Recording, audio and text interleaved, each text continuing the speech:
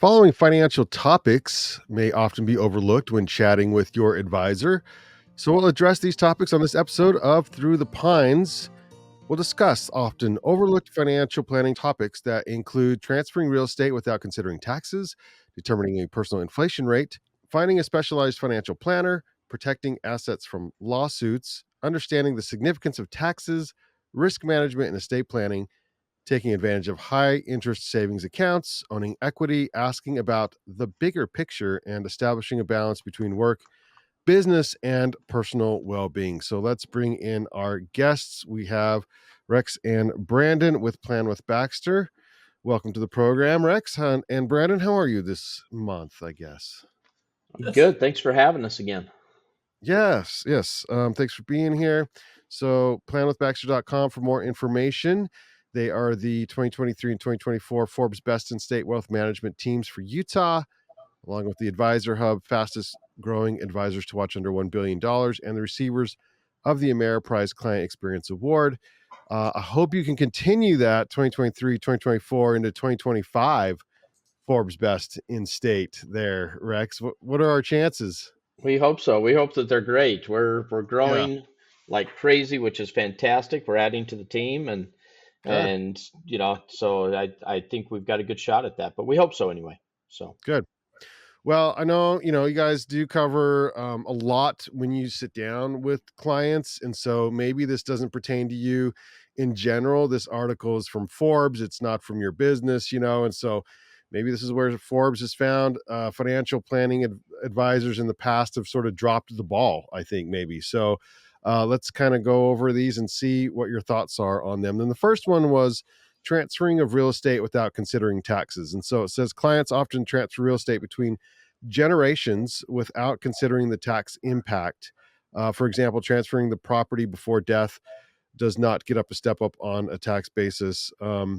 Such pre-death transfers can cost families hundreds of thousands of dollars in tax if not done prematurely or without careful analysis. And we've talked about this before, but maybe you can kind of go over why that's an important question to ask and to get answered. yeah, I think that is a great question, and it's something that we see an awful lot as we're going through financial planning with our clients, and we're looking at different titling as far as how they own their different assets, whether it's just themselves, them and their spouse, and one of their children, things like that. But it's one of those items that has been passed down. It feels like from generation to generation, to where the transfer of the asset is extremely smooth when you add somebody's name to it, but the tax consequences of that can be horrific. Hmm. And so you don't, normally when somebody passes away, you're allowed to receive what's called a step up in cost basis. So if you bought the house for 100,000, it's now 750,000 and you pass away, then those kids or the inheritance, the inheritors of that asset would be allowed to sell that for 750 or whatever the market value is, and not have to pay capital gains from the 100,000 up to the 750. Hmm. Whereas if you just add a child's name, then that's essentially considered a gift from the IRS and from the government. And so now you've gifted them, part of that $750,000 asset. And so you no longer get that step up in basis because they received your basis. And so now when they go to sell for 750,000, their cost on it is still 100,000, and they're going to have to pay capital gains taxes on that entire 650,000 of gains. So that Yeah. is a significant issue that we find with clients all the time, and it's amazing how frequently, some advisors just don't pay attention to titling. And Hmm. I don't know if it's that they're not doing financial planning and they're just doing investing, Hmm. or if they're just glancing over it. Yeah. Brandon, what are your thoughts on the transferring of real estate without considering taxes? Yeah, I might be biased, but one of the reasons it's nice to have a good financial advisor, because Yeah. people in a quest to try and simplify their estate planning and not worrying about a trust and doing all that. They're like, oh, I'll just add my kid to the title of the house, and then if I pass away, the house just goes to the child, and they're right about that. What they don't understand is that you lose, like Rex says, the step up in tax basis, which can cost. I mean, a lot of money, a significant amount of money, right? We're talking a lot of times hundreds of thousands of dollars of capital gains that are recognized that could have been avoided if it would have just gone through probate or if they would have just done a trust. And so that's one of the benefits of a financial advisor, is being able to just bounce ideas and say, hey, this is what we're thinking. Is that crazy? And if you can do that, then hopefully avoid some mistakes. So the proper thing to do would be to have it in a trust. Usually, you can't say always and every time, but a lot of times, yeah, if you have it inside the trust, the property, so the house or whatever real estate property is titled in the name of the trust, it still gets the step up in basis as long as the trust is written right. And then the beneficiaries, the trust dictates how that asset is to continue, whether it's to be owned, continued, or sold. And so that's the real benefit of having a trust, is it allows you to still control it, but it also gives you that tax favorability. Okay, sounds good. Next up is determining a personalized inflation rate. And I'm not really sure what they're asking here, so maybe y'all can kind of break this down for me. Inflation has changed the landscape, says Forbes. Individuals need to consider the effects of inflation on their personal budgets and investments. However, the headline Consumer Price Index considers categories of goods and services that may be inapplicable to certain households. Investors should ask their advisors to determine their personalized inflation rate. This helps each individual's long-term financial planning. So, Brandon, what do they mean, like this personalized inflation rate? Yeah, I think this is kind of a fun one, and I don't think we call it a personalized, like with clients. We're not saying what is your personalized inflation rate. However, it's a really good consideration, because we like to think of inflation a lot of times. Just generally, people will be like, oh, it's inflation, whatever. But inflation is different for different people, right? If your inflation has been different in this economy for someone who's renting than someone who's locked into a 30-year mortgage, right? Your personalized rate of inflation has been different. Your inflation will be different based on your hobbies, based on your travel, expectations. I mean, there's a lot of things that will change how your future spending and your future income needs are going to be. And so I think getting to know clients, and clients making sure they communicate that well with their financial advisor, so that they know, all right, this is what my expectation for future expenses is. How do I plan for that? And then what's fun is you can look at your overall plan and say, all right, what about external factors that might create more inflation? How are those external? How is my portfolio and my assets? How are they going to perform based on different unexpected outcomes? And so I think all of those things are really important to take into consideration. Okay. Rex, comments on that personalized inflation rate? I think inflation is one of those variables that you're never going to be able to predict perfectly, right? There's a lot of variables, and so depending upon what your goals are, if you're trying to if you have a newborn baby and you're thinking about college expenses and you're saving in a 529 plan or a UTMA or some kind of college education savings plan or something of those types, you know different colleges will have different inflation rates as well. And so you might have, your retirement inflation rate may be running 2.5% over time, over a long, long period of time, but your education inflation rate may be running at 8% for college costs. Mm, And so you need to be able to tailor, an inflation rate towards the goals that you're setting, in addition to kind of like Brandon had mentioned, your hobbies, your passions, and those types of items. Because if you just use a static inflation rate, which a lot of people use, 2% or 2.5% or 3%, and that's all you're doing, then that can be problematic, because mhm, then the expenses, the future expense of that is far outweighing your projection of that expense. mhm. Okay. Next up on often overlooked financial planning topics, we have finding a specialized financial planner. Studies have shown that 90% of financial planners focus on what we call grow, grow, grow era of life, helping you, grow your money. But retirement requires a different set of tools and attitudes. If you're planning to retire in the next 3 years, be sure to find a specialist or special retirement guide that has the tools to help you navigate retirement successfully. So there are different stages of life, and we have done podcasts on the different stages of life. Rex, what's how do you do that in your business where you can attack these different stages through what you guys do?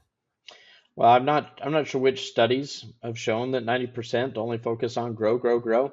So I'd be a little curious where that Studies have stat came shown. from. Studies have But shown, says Forbes. Yeah, I know. They so should cite. They should put cite the references in here, but they it just probably should says be studies have cited because I'm not sure that that's wholly accurate. I do think that a lot of financial planners are broad in nature to where they work during the accumulation phase of life, where you're accumulating, or the grow, grow, grow, as that Mark Troyer calls it, um, versus the distribution phase of life, which is once you're in retirement and you're starting to pull money out of the retirement accounts to sustain your income streams and make it throughout retirement.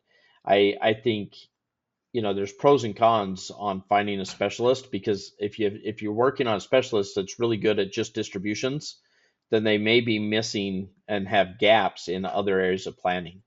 And so I interesting. think I think you want to work with a good broad financial planner that has, in my opinion, that has their CFP or is a certified financial planner, acts as a fiduciary, and has a good strong knowledge background in a lot of different areas to Yeah, catch those gaps that a specialist might not even catch. but you do outsource for taxes, insurance, trusts, that kind of I, stuff. absolutely. We'll outsource to a CPA for taxes. We'll outsource. We rely upon an estate attorney for estate planning and legacy planning. We handle a lot of the insurances on our own, but yeah, we absolutely are going to network with your other professionals. Brandon, how do you stay, broad, or how do you address some of these questions when it comes to being a specialized financial planner? Yeah, I'd say the grow, grow, grow is a lot easier to do, and I think, and honestly, coming over when I joined Rex's practice 5 years ago, that was one of the things that I don't know if you remember those conversations, Rex, but I was just thoroughly impressed with the bond portfolio and how that aspect, that part of the portfolio had been built in. I hadn't seen that before, and I thought that was a really and that comes into financial and retirement planning. Sure, let's build out a financial plan, but then in addition to that, we've got to recognize we don't know when the next recession is. And so when the next recession hits, because there's bound to be one, how are we going to make sure that we can continue to take the distributions we need and not just sabotage the grow, grow, grow side of a portfolio? Because Mhm. you're still gonna have usually some stocks in your portfolio in retirement, but then it comes down to how do we make sure we've got enough safety to get you through. And so I agree with Rex. I don't know that you want one person that all they do is focus on like bond, right? Like we work with people like that to build a portfolio. A good financial advisor needs to understand the breadth of a retirement plan and working through the different ages. I think another thing to think about on specialized financial planners, as far as we're talking about that, is if you find somebody that's really good at retirement distribution planning, then they may not be as good at legacy planning. And so that means that as you hire one financial planner to help you through your 30s, 40s, 50s, and into your 60s, then you fire them. And then you do a new financial planner for your 70s and 80s, and then you fire them because now you got to work about legacy planning and estate planning and everything else. And so I'm not sure that the most clients want to be hunting and searching for new relationships that frequently, especially Yeah. during some of their older ages. I think that gets that's stressful to them. But what you've done, Rex, and we'll go to planwithbaxter.com for more information, and Rex can kind of dive in, is sort of set your business up where you can hand off those clients to people within your own office there and say, like, okay, here's kind of what these people are doing, and can help you as you age out into things. Yeah, so I think all of us on our team are very broad in our financial knowledge, and we all have financial degrees, we all have financial designations within our team, and so we have different strengths. For instance, I am extremely strong, in my opinion, in estate planning and legacy planning. I feel like that's something that my knowledge goes, significantly deeper than the average advisor. And I feel like Brandon, is very deep in other areas, and Jake maybe in others, and Pat and others as kind of the team gets built out. And so we definitely can rely on each other for those different areas of the practice without question. But we also are extremely broad, and we network, we communicate, we learn, we're lifetime learners as we continue to build out our skill sets throughout our entire career and our lives. And I think that's important. I think that's important when you're looking for financial advisors. I think you want strong financial advisors in a lot of areas. Yeah. Yeah.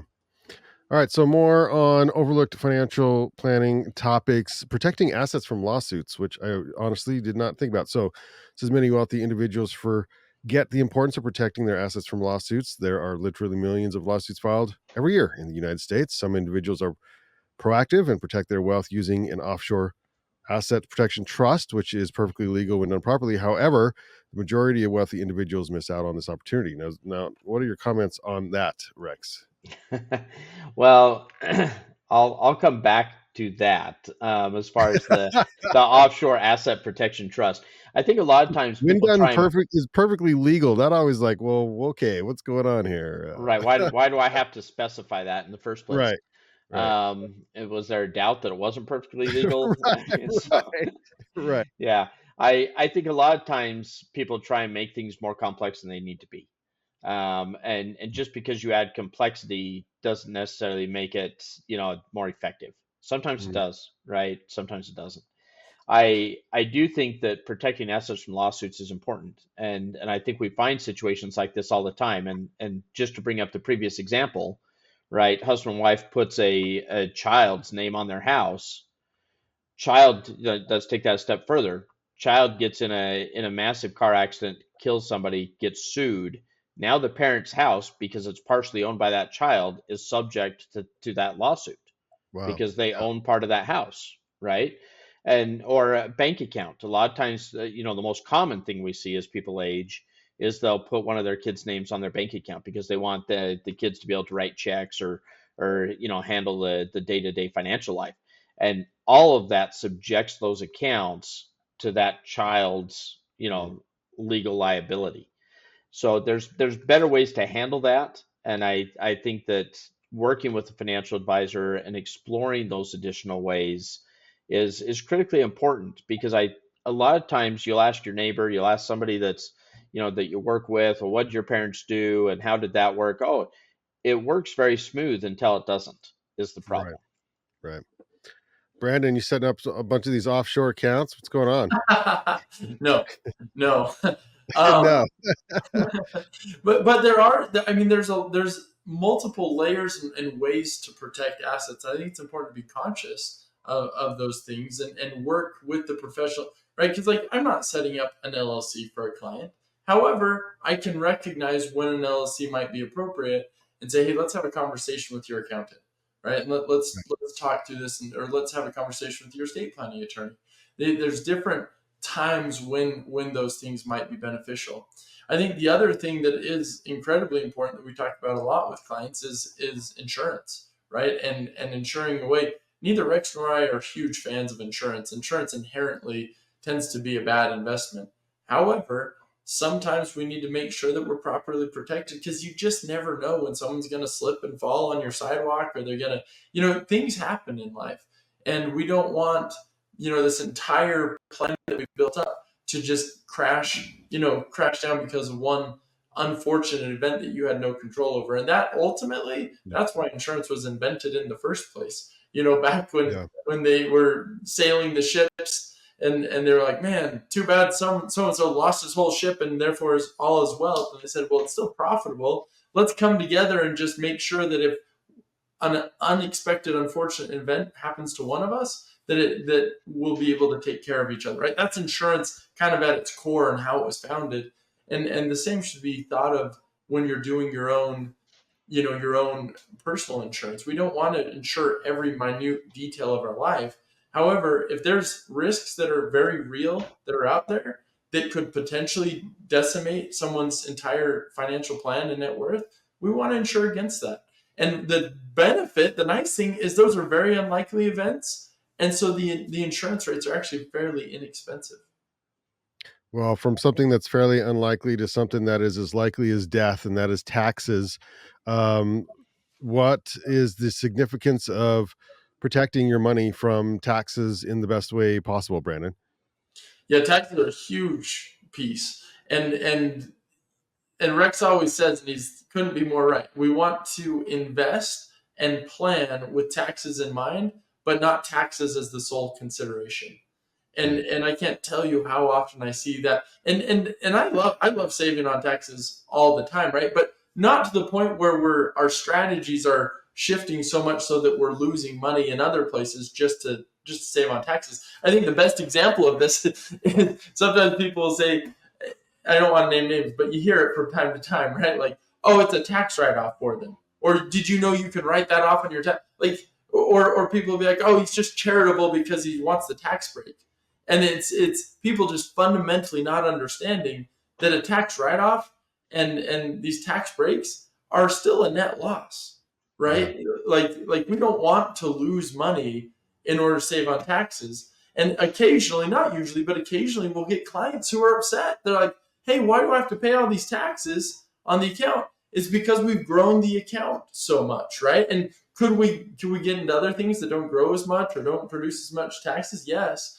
But at the end of the day, I have to remind myself and remind clients that my sole objective is to make you as much after tax money as possible, right? That should always be the consideration, with safety in mind. But what is it that we can do to make sure we maximize as much as is possible, that we increase the maximum amount of return relative to taxes? And if that means we have to get a less return for a more tax favorable asset, so be it.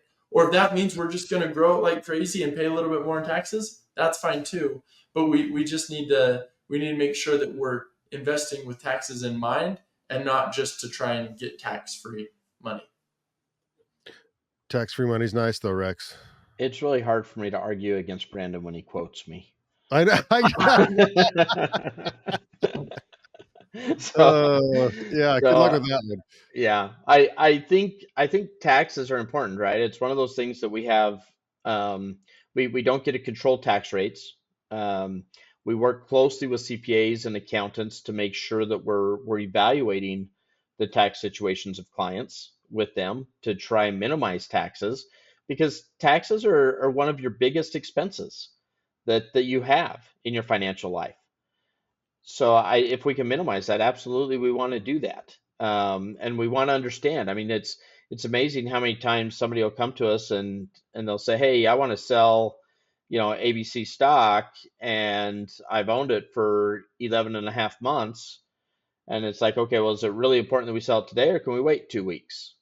Mm. And if there's an investment reason to sell it right then, or a cash flow reason to sell it right then obviously you do that. But if you can wait a couple of weeks, you can go from a ordinary income tax rate to a long-term capital gain tax rate. So, and And that's 12 months? yeah, yep. Okay. So for stocks, it's 12 months. Yeah. Different Yeah. assets will sometimes have different nuances that you need to be aware of. And that's why we work with CPAs, to make sure Yeah. that we're aware of all those issues. Yeah. But you absolutely want to work with an advisor that understands enough about taxes to try and make sure that we're asking the right questions and getting your tax professional involved throughout the year as we need to. Okay. We also have full episodes dedicated to estate planning. I think we have a couple of them, but the next one would be managing risk and estate planning. Clients forget about risk management, estate planning. Clients usually want to inquire and focus on wealth accumulation, although this is a major part of the financial plan. It's not the plan itself. A financial plan includes risk management, wealth accumulation, wealth preservation, and distribution and legacy planning. Um, so Rex, this is something that I think your team does a really good job at, because you talk about it so much. And so I would be shocked if you ever missed this part in any type of planning. But have you seen it become missed, and why is it so important on the estate planning side? Yeah, we see a lot of misses on the Really? estate planning side. Whether it's on the titling or whether it's just passing of the assets to who you want to pass them to and when. I think that gets missed on occasions as far as not understanding how probate works versus a trust. Everybody has an estate plan. The question is, are you going to control it, or are you going to let the government control your estate plan? Mhm. Yeah. That's the question. And typically most of our clients want to control it. They'd prefer the government didn't control their estate plan. And so Yeah. so Yeah. Yeah, but it's but an I think interesting. I think it's interesting, right? Because there's a lot of different ways to estate plan. I don't think there's a lot of wrong ways, but there's also a lot of right ways. And so you might get, five different advisors that have five different ways to do it, and they might all be a correct way to do it. And so I think having a different set of eyes, a second set of eyes looking at your estate plan is smart. Working with your estate attorney and bouncing different ways to get that accomplished is smart. The higher the wealth, the more complex it can get. It doesn't have to always be more complex, but sometimes you get some advisors or some attorneys that really like complexity, and that's typically not Do you our get route. paid more on complexity? Is that the deal? It's possible. I'm not Okay. gonna make I'm not gonna make Okay. judgments that way, but Just curious. yeah, sometimes complexity takes more time, and sometimes more time Mhm. costs more money. Yeah. So Brandon, what are your thoughts on managing risk in estate planning? Yeah, I agree with Rex. Because I've seen those two, right, where the estate plan is just over the top, and we've got to cross all these little dots and lines, and it's all to save like this much potentially maybe in the future. And it's like, all right, why are we, and if we screw up one little thing, then it's not going to happen, and you start to do the Yeah. math, and I don't know. So I'm not saying it's wrong. I think it's right in under the right scenarios. But I think ultimately, and one thing that maybe we're good at as financial advisors is saying, all right, here's the potential gain and here's the cost to do it. Does it still make sense? Yeah. And so I think, I don't know. I think risk return is always something that people should be considering, whether that's in insurance, investing, estate planning, accounting, right, and doing your taxes. You should always just be kind of looking at both sides of the coin. And I feel like that's our job as a financial advisor at a high level, is to point out when you have those decisions and what those trade-offs are. Yeah. Well, before we move on to these often overlooked financial planning topics, do you have some more numbers for us, Brandon? You bet I do. All So right. this is a different one. It comes from the Bureau of Labor Statistics. And this is a daily average of people engaging in financial planning. Now, I don't know, Like every day, people. Yeah. you just go ask people, and well, what's your definition of financial planning? Either way, though, it is an interesting stat. Basically, what they said is about 2.6% of Americans engage in financial planning in 2023, That's it. compared to 20 years ago. Well, it's per day, right? And so that's, Oh, per day. I Oh, feel like, kind of high, right? If you yeah. and ultimately, the question for the Bureau of Labor Statistics would be, well, what constitutes financial planning, right? Like, because that might not be a full-fledged financial plan, but like, hey, should I be doing Roth versus traditional today? And are you thinking about your future? Anyway, so 2.6% in 2023 compared to 4.5% 20 years ago, suggesting that maybe the rate of people considering that in financial planning has gone down. I think that's an interesting stat. I would almost personally, I think I disagree with it. I feel like people are becoming more engaged in financial planning, but maybe that's my bubble, right? Maybe that's, me watching people around me. So anyway. Yeah, and maybe it's more app based or something, like, or people are counting like I paid my bills Friday, so I'm financially planning. I don't know, like I don't know how Right, but that's they're working. saying 20 years ago it was higher, 4.5% Yeah, daily versus 2.6% now. So I don't know, but it was an interesting statistic. yeah, it's I, weird. I always have to take those stats on those type of stats with a grain of salt, because I just don't they don't do a very good job of explaining the details. What constitutes financial planning? Yeah. 2.6% a day multiplied by 356 days a year. Right. That's a You know, lot of financial planning. that's a lot over 100%. And I'm not sure how you get over 100% in financial planning. And so, Yeah. um, Well, yeah, so it would it's mean, interesting. well, it would be, I think it would mean that you've got some Americans doing financial planning more than once a year, which I But think is very real. Most of them do. but that's my point. We're making assumptions and we just don't know, Right. right? Yeah. And so Hmm. but I think it's interesting that the overriding concept, Brandon, is what you said, that the financial planning is down for people, which is interesting because 20 years ago we were in the middle of what we referred to as the decade of no return, right? Right. Where the S&P didn't go anywhere for a decade, basically. And here we are after a fairly big, bull market, positive market for the last couple of years.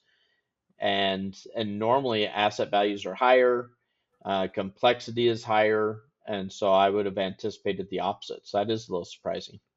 Yeah. Next up on overlooked planning topics here. This is kind of I like this. This is a fun. You guys can see what someone in the industry thinks that others are overlooking. The allocation of money to a savings account. So clients forget how much they should be earning in their savings accounts since we've been accustomed to earning nearly zero for some years, and then now you can earn above 4% in some savings accounts, which is a meaningful difference on 100,000 over. That's over 4,000 a year. Brick and mortar banks continue to pay less than 1%, while many clients are complacent with these rates. So when you guys talk about Rex, the savings rates in savings accounts and what kind of money should be in there and how many they should have and then when they should move that to maybe your higher paying account.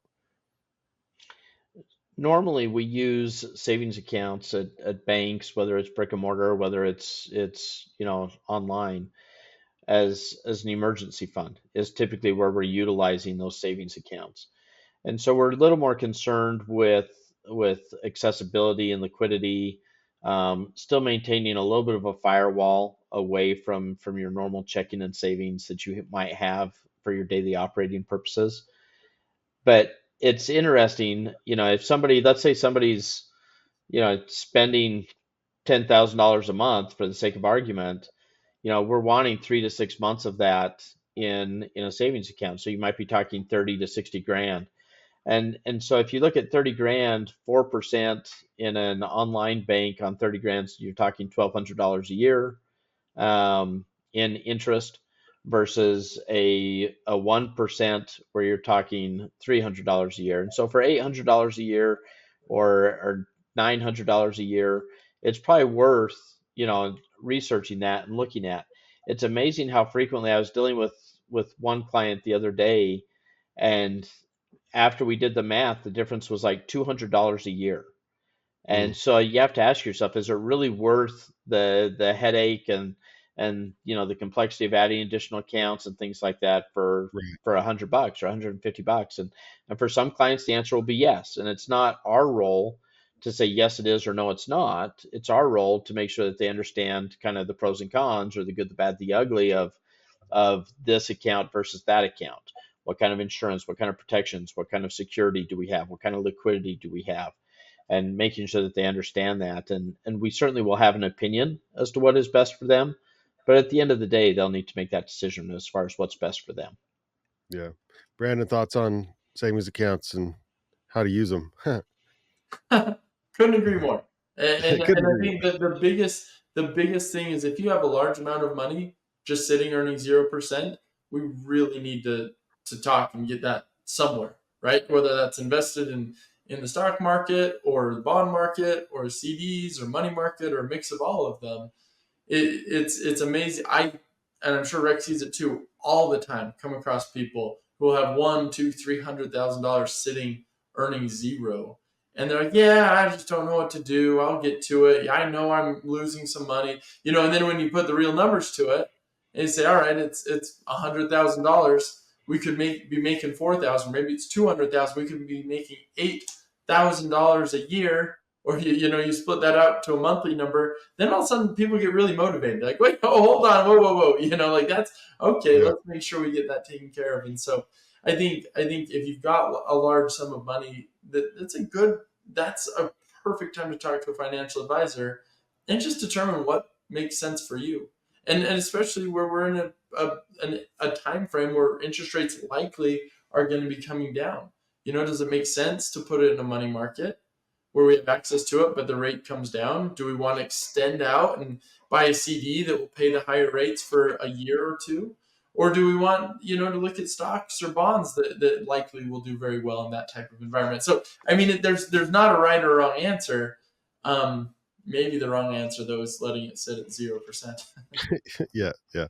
Okay, well, let's chat about owning equity. So, sort of the opposite side of this. Notes here on this Forbes article says startups usually offer equity to their employees. Sometimes they don't realize the holding shares and options make them investors in the company, so they don't ask the necessary investment questions. Understanding what owning equity means is important. The type of equity you're receiving, vesting schedules, strike price, expiration date, valuation, and tax implications, etc. Brandon, thoughts on owning equity and why you should or shouldn't, and how this gets overlooked sometimes in a financial plan.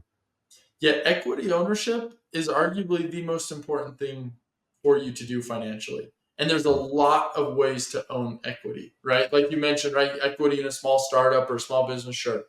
And those can be great opportunities. We want to make sure that concentration levels aren't going to like ruin your financial plan, right? That especially is applicable as you get older and further along in your retirement plan. But equity ownership in real estate, equity ownership in your home, equity ownership in the stock market, right?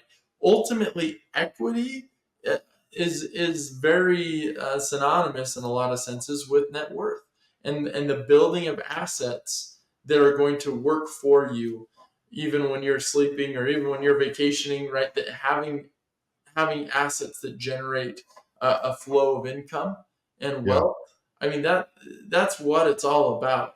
And there's a lot of ways to own equity, and some are right for some people, some are better for others, right? And that's where we can help people think through the pros and cons of every type of equity ownership. But yeah, owning equity, I mean that's almost a perfect definition of our job as financial advisors, is to help advise you into how to own equity efficiently. Rex? Yeah, I agree with Brandon that all equity is not the same. And when you're dealing with equity for startup companies and private companies, it can get extremely complex. And so I do find that that is frequently skipped or missed by some people doing financial planning because they don't know how to account for it. And they might not be familiar with the differences between an ISO or an incentive stock option versus an NSO or non-qualified stock option. They might not be familiar with restricted stock units and how that works as far as expiration dates and how it's valued. And if it's a private company, then who am I allowed to sell it to, and when can I sell it, and what's the process and the complexities of trying to sell it. And so it does get fairly complex, and a lot of our clients that are dealing in that world are get confused on, okay, well, how do I value for this, and how much money am I going to need down the road in order to, if I need to exercise these stock options, do I have to come with cash out of hand? What's the tax consequences of those issues? So I think when you're dealing with stock equity as far as public companies, that's a fairly simple thing that for most people to get their arms around, and typically that's not missed. Real estate equity typically is not missed, but when you're dealing with private companies, you're dealing with startup issues, venture capital. You're dealing with a lot of these other more complex compensation packages that are dealing with equities and options. A lot of times that is getting missed. And I think that you do want to work with an advisor that understands that and is able to discuss the pros and cons and the risks and the future capital you may need in order to capitalize on those types of issues. Okay. So this we're down to our last two here, overlooked financial planning topics, and one of them is asking about the bigger picture, which I feel like Rex is actually your job, period. But it is In other words, like, I'm assuming some financial planners will take on clients where the client says something like, "Well, I need to start an IRA," and then but they don't really get much deeper than that or something, and so, or maybe they don't. The client's resistant. They're like, "I don't need to. I don't want to talk about anything else. I just need to start an IRA or something." And so, how do you sort of handle those situations, and how do you get people to see the bigger picture with their finances? Yeah, it happens so frequently that advisors sometimes will call a IRA planning as retirement planning as financial planning. And so Mm, essentially, they call, let's put $7,000 into an IRA account or $8,000 into an IRA account. Okay, we're done with your financial plan. That's what we should. mm, And that certainly is not looking at the bigger picture. yeah. I think it's part of our role to make sure that people understand the bigger picture and what's available for them to look at. Some people want to look at that, and some don't. For us, for our team, and the kinds of clients that we enjoy working with, we want to be able to do both. We want to be able to work with them on the asset management and the investments. We also want to work with them on the financial planning and looking at the bigger picture. Those are the clients that are good fits for our team. If it's somebody that's literally just wanting to go and contribute money into an IRA account, sometimes that's not a great fit. And as a client, if you're listening to this, you want to make sure that you're working with an advisor that is a good fit for you, and that advisor wants to make sure that they're working with clients that's a good fit for them. And so it needs to go both ways to find a good match, or else one of you is going to end up being very frustrated and it'll end up being a bad experience. Mm, yeah. Brandon, how do you help your clients see the big picture? So we're not to toot my own horn. We're really good at it. Actually, we from the first meeting with clients, we like to, and even sometimes older clients will go back and do it. But in the first meeting, we like to get literally the entire picture. Where we go through, we look at where, how much is your house worth? What do you pay in property taxes? What are your vehicles? What are your debts? What are your accounts, your bank accounts, your investment accounts? Where's income coming from? I mean, we'll go through that A to Z to the point we say, literally in every one of those meetings, we say, is there anything we haven't asked you about financially, Yeah. right? Like, have we missed anything? And if Mhm. we have, right, we'll go back and we have a place to add it. But that gives us a very comprehensive view of their financial life, and that helps us to help them ask the right questions and make the right decisions. As far as other advisors not doing that, I had someone, she came to me. They had been working with another advisor. She said, "Yeah, he did a financial plan for us. I don't know, didn't really explain it, but we've done a financial plan." I said, "Well, bring it in. Let's take a look at it." She shows it to me. I start reading through this, and it's literally showing, like, as I'm reading through the pages. She's like, "Yeah, I've never even opened it." Yeah, in fact, he just came in and tossed it on the desk and said, "Looks good." But I'm looking through this, I'm like, it's showing deficits. Like, it's showing that you're going to run out of money, like late phase retirement. She's like, "Oh, you didn't mention that." It's not And, good. Yeah. and in that case, he was selling life insurance. Like, that was it, right? He's like, "Yeah, check the financial planning box. Let me talk to you about buying this life insurance, or let me talk to you about buying this, whatever it is." Sometimes advisors get so focused on, like, selling a product that they forget to do financial planning. They forget to do asset management, right? They forget, and if you don't understand where someone's coming from or what their future needs are, you're not going to be able to help them with the right financial tools. Yeah. Well, Brandon, this last overlooked financial planning topic is actually one that I think is pretty great, and I probably wouldn't have thought of, and that is the establishing a balance between business and professional well-being. In other words, are you happy doing what you want, when you want, how you want, with whom you want is critical. Leaders should intertwine happiness with financial well-being. It's remarkable how often the simple question and follow-up results in reflection. And so, when you're talking with your clients and maybe they've got a great financial portfolio, but they're not happy. I mean, is that too personal? Like, where do you go on this stuff, Brandon? No, this comes up all the time. Especially, it comes up more as we do the financial planning, going through these things, because people will start to talk and say, "I hate my job," right? Mm, Or "I don't mind my job. In fact, I don't know what I do without it." And that's one thing that I make absolutely certain when I'm talking to clients. And they're like, if someone's ready to retire, they're financially 100% ready to retire. And you wouldn't believe how frequently people say, "Yeah, I'm good. I'm all right. I think I'll work another year or two." And then you go another, yeah, I'm good for another year. And with them, I will make sure and very blatantly say, are you not retiring because you're concerned about something financially, or are you not retiring because you really just enjoy what you're doing? Yeah. And then listening for that answer, because people don't necessarily always tell the truth, right? Because if they're uncomfortable in some way, it's not that the financial planning hasn't been done, but maybe they don't understand it.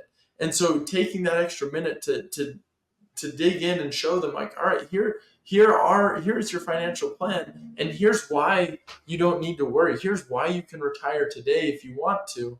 And man, some people enjoy work, like they really Yeah. do, and that's fine, right? There's no right or wrong answer. In fact, it's, it'll make them able to spend more money down the road or give more money to kids. But I Yeah. want to make sure that people understand, that they're doing it for the right reasons and not doing it Yeah. because they're scared that they can't.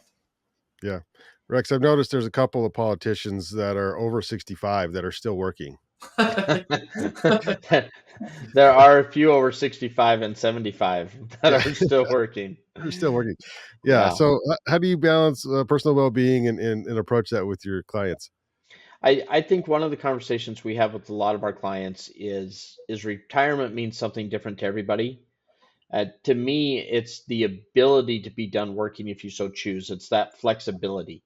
Mhm. And so we may have a lot of clients that, have the flexibility to be done working at 58 or 55 or 62, and yet they're passionate about what they do. They enjoy it. It gives them a purpose. It gives them a community, a social structure, and they enjoy it. And so they want to continue working in that structure, and that's fine. That's great.